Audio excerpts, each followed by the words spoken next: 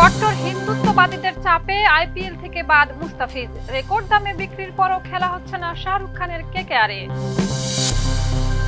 জীবনযাত্রার খরচ বৃদ্ধি ও অর্থনৈতিক সংকটে উত্তাল ইরান, টালমাটাল সরকার। যুদ্ধ সংঘাতে ক্লান্ত গাজাবাসী, বিষাদ আর হতাশা নিয়ে শুরু আরেকটি নতুন বছর।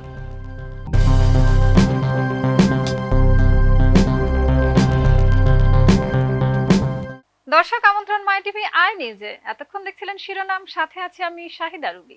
নায়াসিনামাইড ও স্যালিসাইলিক সমৃদ্ধ লিলি ফেস ওয়াশ যা ফেসের ডেড স্কিন সেল দূর করে দেয় দ্বিগুণ ফাস্টার ব্রাইটেনিং। কয়েক বছর ধরে ইন্ডিয়ান প্রিমিয়ার লিগে বাংলাদেশের হয়ে একমাত্র প্রতিনিধিত্ব করছেন মুস্তাফিজুর রহমান।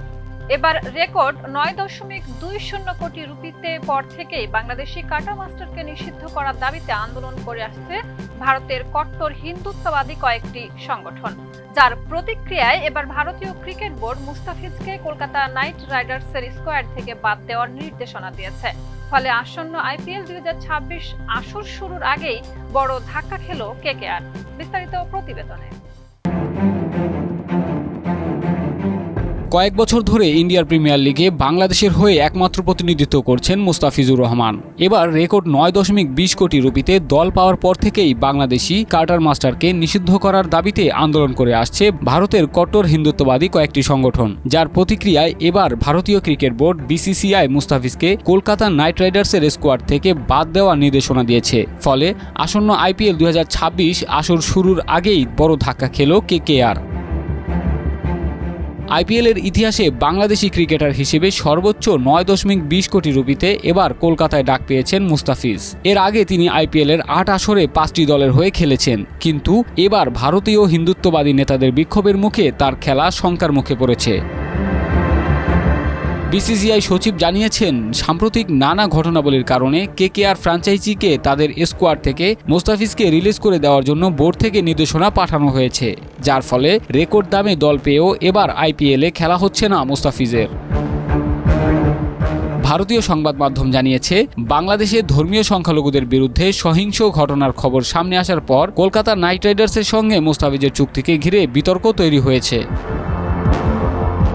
মুস্তাফিজকে দলে নেওয়ায় কলকাতার মালিক বলিউড বাদশাহ শাহরুখ খানকেও ছাড়েননি উত্তরপ্রদেশের কট্টরপন্থী বিজেপি নেতা সঙ্গীত সোম। মুস্তাফিজ ভারতে খেলতে আসলে বিমানবন্দরের বাইরে পা রাখতে পারবেন না বলে ঘোষণা দিয়ে তিনি শাহরুখ খানকে গাদ্দার ও দেশদ্রোহী বলতেও ছাড়েননি। মুস্তাফিজকে পরোক্ষ হুমকি দিয়ে দল থেকে বাদ দিতে শাহরুখের কাছে অনুরোধ জানিয়েছেন হিন্দুত্ববাদী রাজনৈতিক দল শিবসেনার নেতা সঞ্জয় নিরুপম। তিনি বলেন, যখন পুরো ভারত বাংলাদেশের উপর ক্ষুব্ধ, দুই দেশের নাগরিকদের ন্যূনতম সংযোগ নেই, এই অবস্থায় কেউ এলে আক্রোশের শিকার হবেন। ইরানের জীবনযাত্রার ব্যয় বৃদ্ধির প্রতিবাদে দেশ জুড়ে ব্যাপক বিক্ষোভ ছড়িয়ে পড়েছে। পুলিশের সঙ্গে সংঘর্ষে অন্তত 6 জন নিহত হয়েছেন। বিক্ষোভকারীরা সরকারি অফিস, মসজিদ, ব্যাংক ও অন্যান্য স্থাপনায় হামলা চালিয়েছে। লোরেস্তান, চাহারমহল ও বখতিয়ারি প্রদেশে সহিংসতা সবচেয়ে তীব্র। সরকারের নিয়ন্ত্রণে দেশ জুড়ে ছুটি ঘোষণা করা হয়েছে এবং পরিস্থিতি স্থিতিশীল করার জন্য ব্যবসায়ীদের সঙ্গে সংলাপ চলছে। বিস্তারিত ডেস্ক রিপোর্টে। ইরানে জীবনযাত্রার ব্যয় বৃদ্ধির প্রতিবাদে দেশজুড়ে ব্যাপক বিক্ষোভ ছড়িয়ে পড়েছে। পুলিশের সঙ্গে সংঘর্ষে অন্তত 6 জন নিহত হয়েছেন। আন্দোলনকারীরা সরকারি অফিস, প্রাদেশিক গভর্নরের কার্যালয়, মসজিদ, ব্যাংক ও বিভিন্ন আর্থিক প্রতিষ্ঠানে হামলা ও ভাঙচুর চালায়। সড়কে আগুন জ্বালানো, পাথর ছোড়া এবং পুলিশের বিরুদ্ধে প্রতিরোধের ঘটনা ঘটে। সরকারি সম্পদ নষ্ট ও সহিংসতার অভিযোগে অন্তত 30 জনকে গ্রেপ্তার করা হয়েছে। পরিস্থিতি নিয়ন্ত্রণে রাখতে দেশজুড়ে শিক্ষা প্রতিষ্ঠান, সরকারি ও বেসরকারি অফিস এবং ব্যাংক বন্ধ ঘোষণা করা হয়েছে। ইরান বর্তমানে গভীর অর্থনৈতিক সংকটে রয়েছে। দেশটির মুদ্রাস্ফীতি 42% পৌঁছেছে এবং ইরানি রিয়ালের দরপতন চলমান। যুক্তরাষ্ট্র সহ বিভিন্ন দেশের নিষেধাজ্ঞার কারণে নিত্য প্রয়োজনীয় পণ্যের দাম বেড়ে গেছে, যার ফলে সাধারণ মানুষ জীবনযাত্রার ব্যয় মেটাতে হিমশিম খাচ্ছে।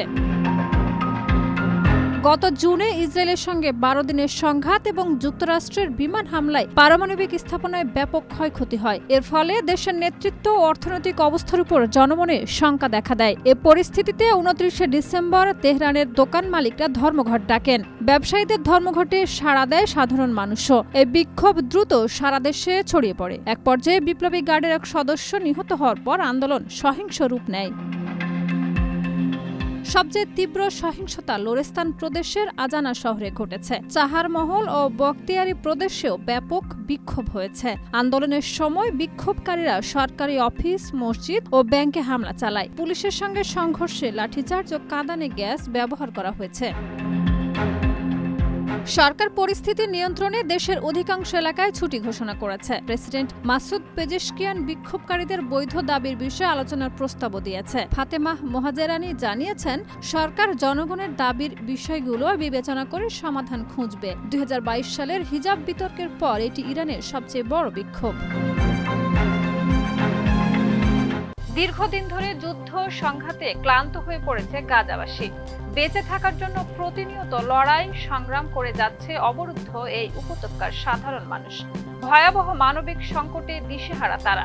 নতুন বছরেও তাদের মনে কোনো আনন্দ নেই, আছে শুধু বিষাদ আর হতাশা। বিস্তারিত প্রতিবেদনে। গাজায় কাগজে কলমে অস্ত্রবিরতি চলছে, নতুন বছরও শুরু হয়েছে, কিন্তু ভেজা কম্বলের ওপর শুয়ে থাকা সানার কাছে আশাবাদী হওয়ার মতো তেমন কোনো উপলক্ষ নেই।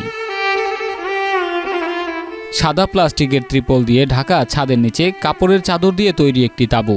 ভেতরে মেয়েদের নিয়ে একটু নিরিবিলি সময় কাটানোর চেষ্টা করছিলেন সানা আয়শা।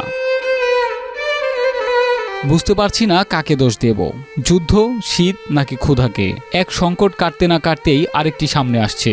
গাজা উপত্যকায় নিজের মতো বাস্তুচ্যুতদের অবস্থা তুলে ধরতে গিয়ে এসব কথা বলছিলেন সানা। তার মতো হাজারো ফিলিস্তিনির ভালো ভবিষ্যতের স্বপ্ন যেন আটা, পানি সংগ্রহের লড়াই আর অবিরাম বোমা বর্ষণের মাঝে টিকে থাকার চেষ্টার সঙ্গে মিশে আছে। 41 বছর বয়সী সানা আয়শা একাই 7 সন্তানের দেখভাল করেন। 2024 সালের নভেম্বরে ইসরায়েলের হামলায় তার স্বামী নিহত হন। নায়াসিনামাইড ও স্যালিসাইলিক সমৃদ্ধ লিলি ফেস ওয়াশ, যা ফেসের ডেড স্কিন সেল দূর করে দেয় দ্বিগুণ ফাস্টার ব্রাইটেনিং।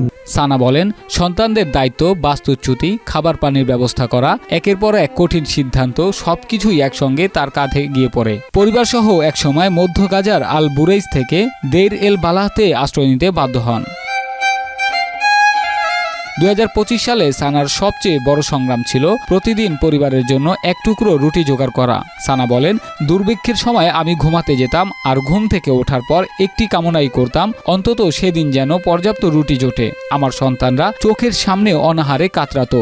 আমি কিছুই করতে পারতাম না, মনে হতো আমি যেন ধীরে ধীরে মারা যাচ্ছি। শেষ পর্যন্ত আটা খোঁজার তাগিদেই সানা যুক্তরাষ্ট্রের সমর্থিত GHF ত্রাণ বিতরণ কেন্দ্রগুলোতে যাওয়ার সিদ্ধান্ত নেন। সানা বলেন, শুরুতে ভয় আর দ্বিধা কাজ করত, কিন্তু যে ক্ষুধার ভেতর আমরা বেঁচে আছি তা মানুষকে এমন কাজ করতে বাধ্য করে যা সে কখনো কল্পনাও করেনি। GHF এর কেন্দ্রে যাওয়াটা সানার কাছে কেবল জীবনের ঝুঁকি ছিল না, এটি ছিল এমন এক পথ যা তার মর্যাদা কেড়ে নিয়েছে।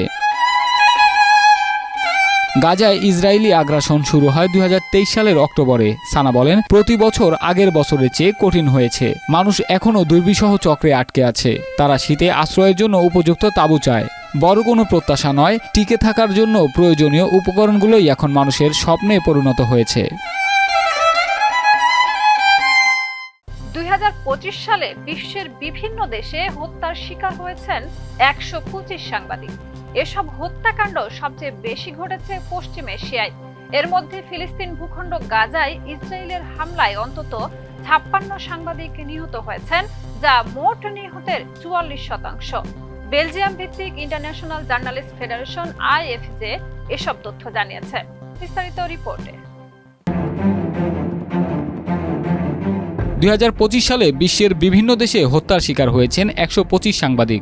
এসব হত্যাকাণ্ড সবচেয়ে বেশি ঘটেছে পশ্চিম এশিয়ায়। এর মধ্যে ফিলিস্তিন ভূখণ্ড গাজায় ইসরায়েলের হামলায় অন্তত 56 সাংবাদিক নিহত হয়েছেন, যা মোট নিহতের 44%। বেলজিয়াম ভিত্তিক ইন্টারন্যাশনাল জার্নালিস্ট ফেডারেশন IFJ এসব তথ্য জানিয়েছে।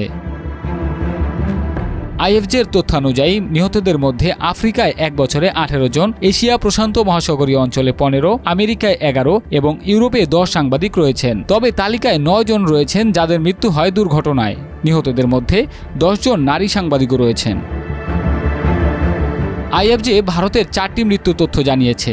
গত বছরের 1 জানুয়ারি হত্যার শিকার হন ইউটিউব চ্যানেল বাস্টার জাংশন পরিচালনাকারী সাংবাদিক মুকেশ চন্দ্রকর।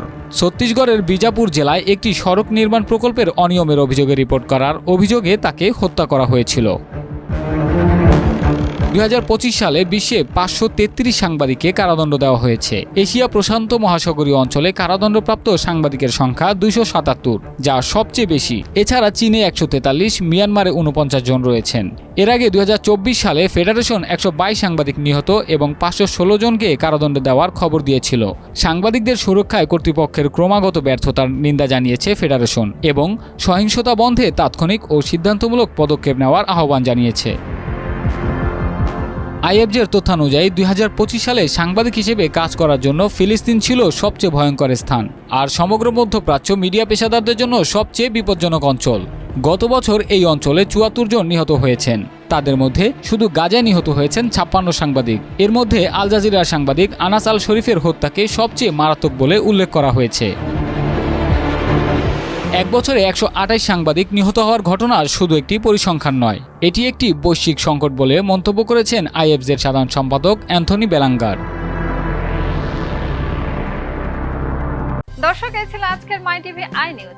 ধন্যবাদ এতক্ষণ সাথে থাকার জন্য।